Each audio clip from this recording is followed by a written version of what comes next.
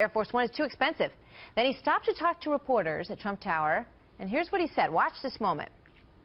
Well, the plane is totally out of control. It's going to be over $4 billion. It's for Air Force One program. And I think it's ridiculous. I think Boeing is doing a little bit of a number. We want Boeing to make a lot of money, but not that much money. Okay, thank you. Sit up and take notice, Boeing, right? Good morning. Guy Benson is the political editor for townhall.com. Richard Fowler, Democratic strategist and radio talk show host, both are Fox News contributors. Gentlemen, welcome.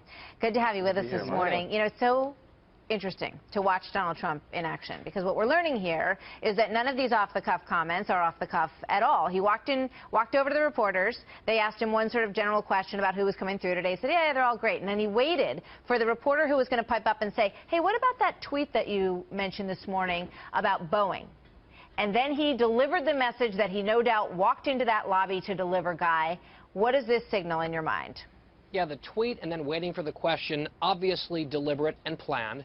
And I think it's just fascinating to watch him at work on some of this stuff, because some people say, as you suggested, like, oh my gosh, maybe it's just completely flying by the seat of his pants, which may be the case in a number of circumstances, but not in this one.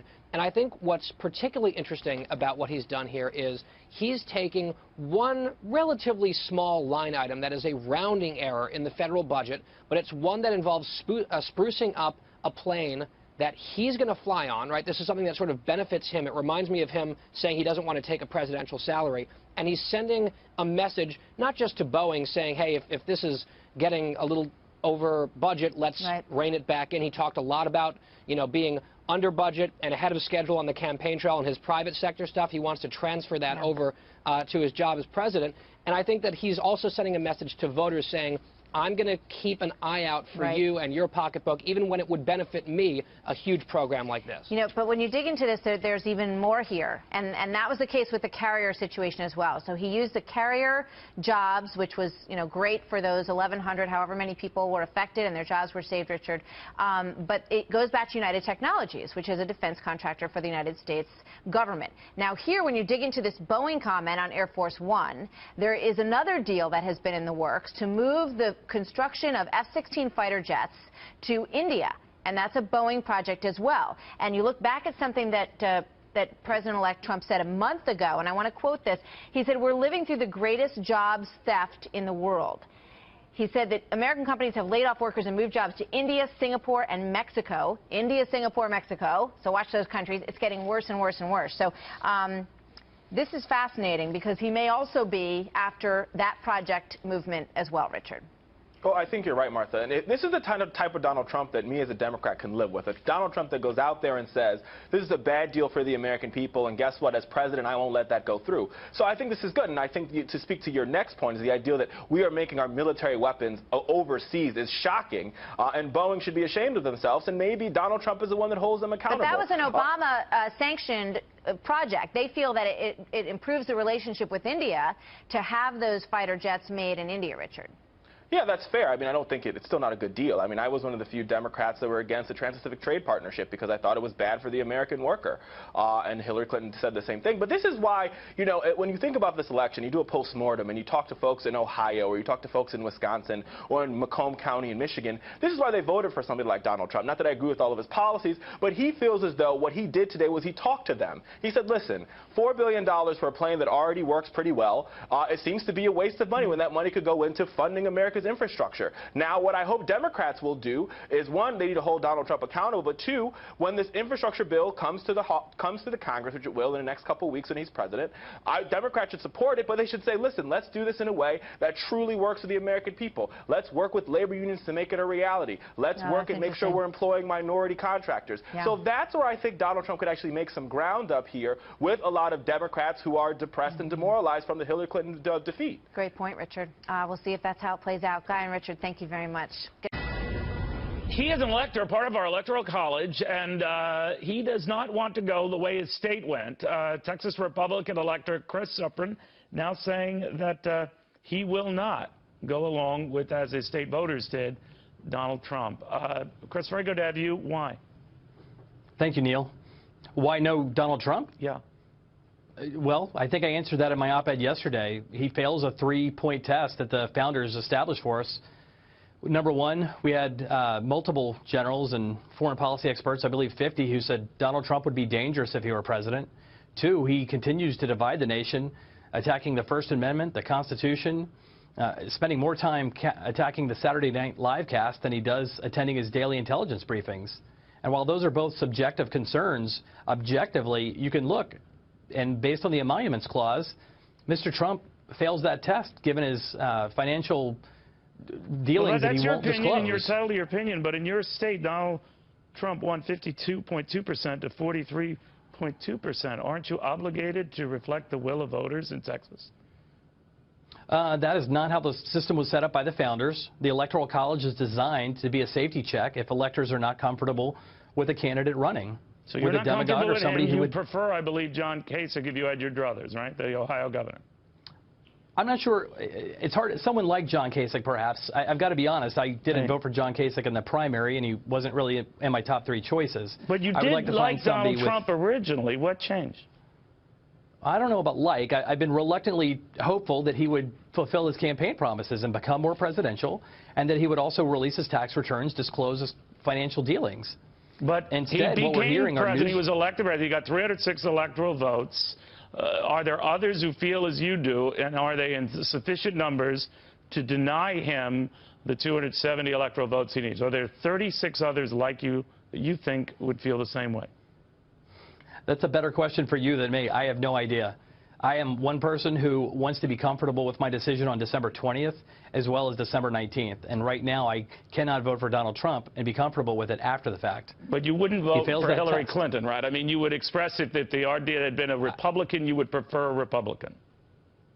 Without question, I am in a deliberation stage. I am looking for a Republican, preferably with both executive and legislative experience. But no disrespect to Secretary Clinton, I will not be voting for her. I understand she won the popular vote. The people who are tweeting me saying, hey, this is a great op-ed, now vote for Mrs. Clinton, I'm sorry, that will not happen. I'm going to choose another Republican who I think is qualified. Do you think that's fair to the voters in your state, though, and those in all these other states that electorally gave Mr. Trump a significant victory? Well, I'm not sure what a significant victory is. I think he lost you the all popular reported vote. on You're Fox right, News. but he won the electoral vote with 306 electoral votes.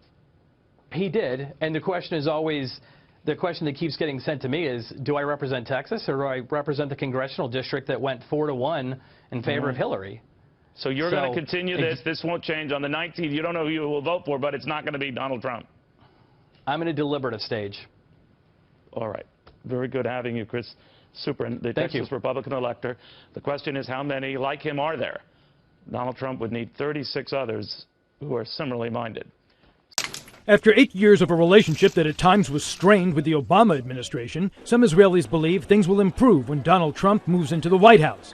There is cautious optimism among Israelis regarding Trump's foreign policy. I think most officials in Israel right now are breathing a sigh of relief that we have less than 50 days of the Obama administration left. Boosting confidence in Trump, his criticism of the Iran deal. Prime Minister Benjamin Netanyahu said he will raise the subject. As far as President-elect Trump, I look forward to speaking with him about what to do about this bad deal. Another welcome sign, Trump's call to relocate the U.S. Embassy from Tel Aviv to the disputed capital, Jerusalem. Trump's selection of South Carolina Governor Nikki Haley as UN ambassador is also seen as a positive development for Israel.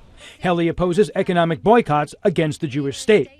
Journalist Ari Kahana sees the Trump administration as a chance to improve overall U.S. relations. Israel has a strategic opportunity to use this new administration, new president with so positive attitude towards Israel. Despite Israeli optimism, there are some worries. His selection of Steve Bannon as senior advisor raised the ire of some groups because of Bannon's association with Breitbart.com, a website the Anti-Defamation League described as the, quote, leading source for the extreme views of a vocal minority who peddle bigotry and promote hate. The ADL also said, quote, we are not aware of any anti-Semitic statements by Bannon himself. Trump's pick for defense secretary, retired General James Mattis, has warned that Israel's settlement policy is an obstacle to peace. Some Israelis are also concerned about Trump's unconventional style. This person has proved himself to be really unpredictable. I've never seen any leader like that. There is also uncertainty about the U.S. role in negotiating a final peace settlement. Trump has suggested involvement of an observant Jewish businessman, Jared Kushner, who has no experience in diplomatic affairs. Kushner is the president-elect's son-in-law. In New York, David Lee Miller, Fox News. General James Mattis, Mr. Trump's pick for Defense Secretary. An opportune time for Mattis to speak, as the event will be held near Fort Bragg. In the meantime, Mr. Trump is starting off the day with more meetings at Trump Tower, including one with ExxonMobil CEO Rex Tillerson, a possible Secretary of State nominee. We have Fox team coverage. Chief Congressional Correspondent Mike Emanuel live on Capitol Hill, where both Vice President Joe Biden and Vice President-elect Mike Pence are making appearances today. But first, Senior National Correspondent John Roberts is live in Fayetteville, North Carolina. Fort Bragg, home of the 82nd Airborne, with the latest on the Trump transition. Hey, John. Greg, good afternoon to you. Should be a big event here in Fayetteville for Donald Trump tonight. Very heavy military area, and he thought that this would be the perfect place to unveil the official announcement for his pick for Secretary of Defense, General James Mattis. Of course, General Mattis, because he's only been retired from the military for 3 years now, needs a special waiver from Congress, and House and Senate Republicans are working on the best way to get that done so that there's no hiccup in his confirmation process. At the same time, and Melissa mentioned this, that he is about to announce a Secretary of Defense, Donald Trump broadening out his search for Secretary of State. We were told last week he was down to 4 finalists, but he continues to meet with new people. He met with John Bolton last Friday. Today he's meeting with ExxonMobil President and CEO Rex Tillerson, an indication that Donald Trump is willing to look outside of the political and military fields to fill out his cabinet positions for things like top diplomat. And at the same time that he's doing that, the Trump transition team continuing to get questions about that call that he took from the Taiwanese president, Tsai Ing-wen, a couple of days ago. This morning, Mike Pence, his running mate, said Donald Trump is fully aware of the long-standing one China policy. Here he is. We have a unique relationship with that country that's been defined over the decades since we reopened relations with the People's Republic of China. But I think he felt it would be rude not to take the call. And the intrigue over how this all happened deepened a little bit last night when former Senator and presidential candidate from 1996, Bob Dole, said that his law firm, Alston & Bird, likely had something to do with arranging that phone call, because Alston & Bird does work for the Taipei Cultural and Economic Development Office. We're not sure what this all means at this point, Greg. It could mean nothing, could be just a courtesy, or it could be an indication of a slight shift in policy toward China. We'll see. Yeah, Greg? bit of a mystery, but the talk of the morning seemed to have been Mr. Trump trying to clip the wings of the Air Force One project, right?